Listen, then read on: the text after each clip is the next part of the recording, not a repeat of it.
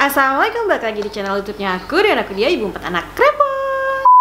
Apa kabar kalian semuanya? Semoga kalian sehat selalu. Di video ini kalian pasti udah tahu aku bakal bahas apa dan udah pasti lihat di thumbnailnya. Jadi aku mau update lagi perkembangan aku setelah operasi batu empedu. Jadi aku mengalami masalah lagi nih di bagian perut aku dan aku pengen cerita gitu ke kalian. Siapa tahu ini juga bisa ngebantu kalian atau kalian juga memiliki masalah yang sama juga kayak aku. Nah, jadi kalau misalnya kalian kepengen tahu informasi tentang ini, tonton video ini sampai habis.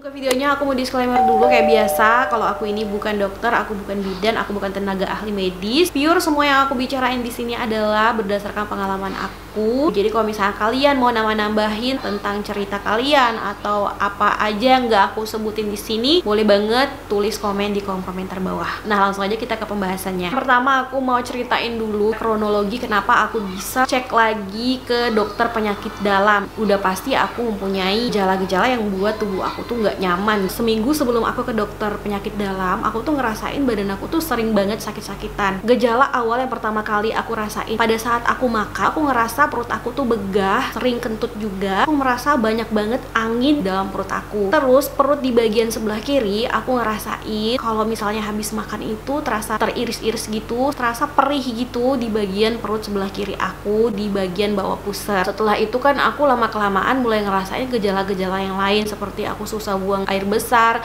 Terus kalau misalnya aku tuh habis makan, aku ngerasain kenyangnya tuh terlalu berlebihan. Meskipun makannya aku tuh sedikit, aku ngerasain perut aku itu kekenyangan gitu, padahal aku makannya itu tidak banyak. Akhirnya aku tidak bisa makan terlalu banyak. Kemudian aku juga ngerasain pegel-pegel di bagian belakang tengkuk aku. Kalau misalnya aku berdiri, aku suka sakit pinggang. Kalau duduk lama, aku sakit tulang belakangnya. Pokoknya kayak gitu setiap hari. Jadinya aku kalau beraktivitas, misalnya capek ya aku istirahat dulu, terus beraktivitas lagi. Kalau capek ya aku istirahat lagi. Nah, setelah aku ngerasain keanehan-keanehan yang terjadi pada aku, adalah aku sebelumnya sehat-sehat aja. Nah, akhirnya aku kayak ngeraba perut aku dan aku ngerasain bagian perut kiri aku tuh kalau dipencet terasa keras. Akhirnya dari situ aku mulai untuk schedulein aku untuk ketemu dokter penyakit dalam. Nah, seminggu kemudian akhirnya aku pergilah nih ke dokter penyakit dalam. Nah, di sana aku bertemu lah nih sama dokternya. Setelah aku diperiksa segala macam, dokternya menyatakan kalau ada tumor jinak di dalam perut aku. Di situ dokternya nyampein ibunya nggak perlu khawatir. Jadi jaringan yang tumbuh atau daging yang tumbuh di dalam perut aku itu tidak di dalam organ tapi di luar organ, di bagian bawah kulit aku. Kata dokternya di situ solusinya adalah aku harus melakukan operasi lagi. Operasinya bukan operasi besar seperti sebelumnya, tapi kayak operasi kecil aja.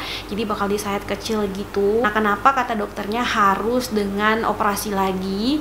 Kata dokternya bilangnya begini, kalaupun nanti misalnya aku itu udah enakan gitu badannya dengan obat-obatan, tapi jaringan-jaringan yang tadi akan tetap tumbuh di dalam perut aku. Jadi jaringan itu tuh harus memang diangkat gitu, karena kalau misalnya aku tidak melakukan operasi atau tidak diangkat jaringan tersebut, akan tumbuh jaringan baru lagi. Jadi tidak bisa hilang dengan obat. Nah, untuk bahasa medisnya aku lupa. Dokternya udah nyampein bahasa medisnya itu apa, cuman aku lupa saking susahnya bahasa medisnya. Jadinya aku mohon maaf kalau misalnya kalian tahu tentang bahasa medisnya, boleh tulis di kolom komentar. Untuk penanganan dokter dari awal, dokternya melakukan tahapan-tahapan yang bakal aku jelasin. Yang pertama, waktu aku konsultasi, dokternya langsung mengambil tindakan untuk memasukkan jarum suntik di perut aku. Dia mau mastiin gitu kalau di dalam perut aku tuh tidak ada nanah atau tidak ada infeksi. Setelah dokternya melakukan tindakan tersebut, ternyata aku tuh tidak ada nanah gitu di dalam perut aku. Alhamdulillah. Kata dokternya di situ memang ada sedikit cairan, jadi cairannya tuh kental banget. Jarum suntik itu kan kecil banget ya lubangnya, jadi kalaupun memang ada cairan di dalamnya itu tidak bisa masuk ke dalam, karena memang cairan yang di dalam perut aku itu kental gitu seperti agar-agar. Kata dokternya tuh kayak gitu. Setelah dilakukan suntikan tadi, dokternya kemudian melakukan USG. Di situ aku diliatin hasil USG yang ntar aku tunjukin. Jadi aku diliatin di layar USG-nya sebesar apa itu daging yang tumbuh dan cairan di dalam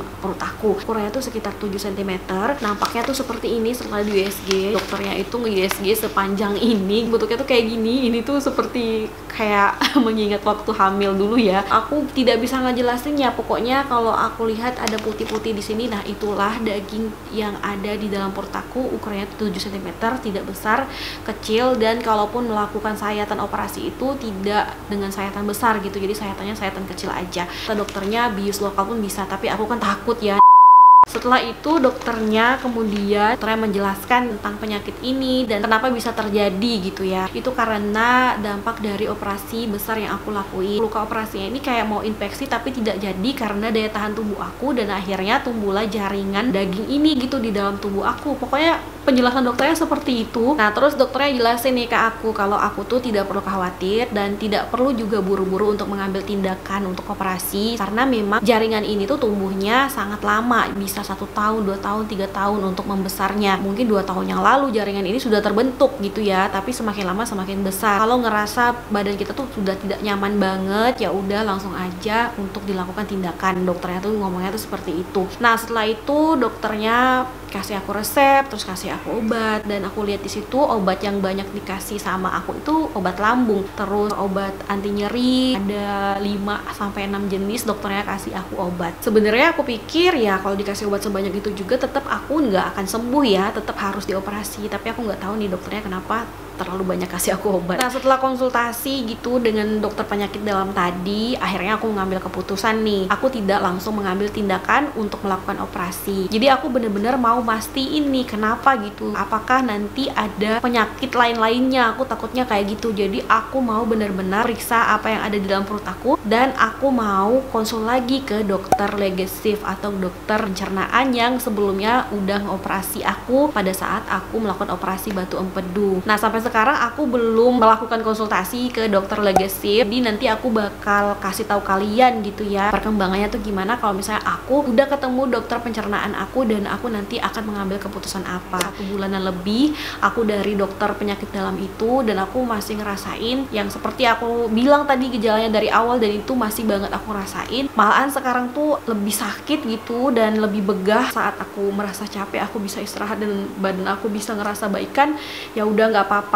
karena dokter pencernaan ini kan jauh gitu dari tempat aku tinggal, makanya aku benar-benar harus cocokin jadwal untuk pergi ke sana, karena di sini tuh tidak ada dokter spesialis pencernaan, jadi aku harus pergi ke kota lain. Nanti aku bakal update deh kalau misalnya aku nanti sudah ketemu sama dokternya. Nah, badan aku tuh sebenarnya ya masih sama seperti di awal, sakit-sakitan dan malah agak tambah parah dikit, cuman aku harus tetap nunggu sabar gitu ya, karena aku memang harus ngejadwalin gitu waktu aku, keuangan juga gitu kan, terus jadwal dokternya, dan aku juga nyocokin jadwal anak aku karena anak aku kan sekolah ya. Di sini kan aku nggak bisa nitipin anak aku kemana gitu, nggak bisa, karena aku memang di sini merantau tinggal sendirian. Jadi bener-bener kalau misalnya kita mau pergi tuh semuanya dibawa. Nah, akhir-akhir ini 2-3 hari yang lalu aku tuh nggak sengaja minum susu Rukiah. Nah, susu ini tuh sebenarnya susu punya kakak aku. Kakak aku datang ke rumah aku dan susunya tuh tinggal. Daripada sayang ya dibuang gitu susunya, akhirnya aku yang minum. Kali aku minum aja, aku ngerasa badan aku tuh enakan gitu karena susu ini. Aduh,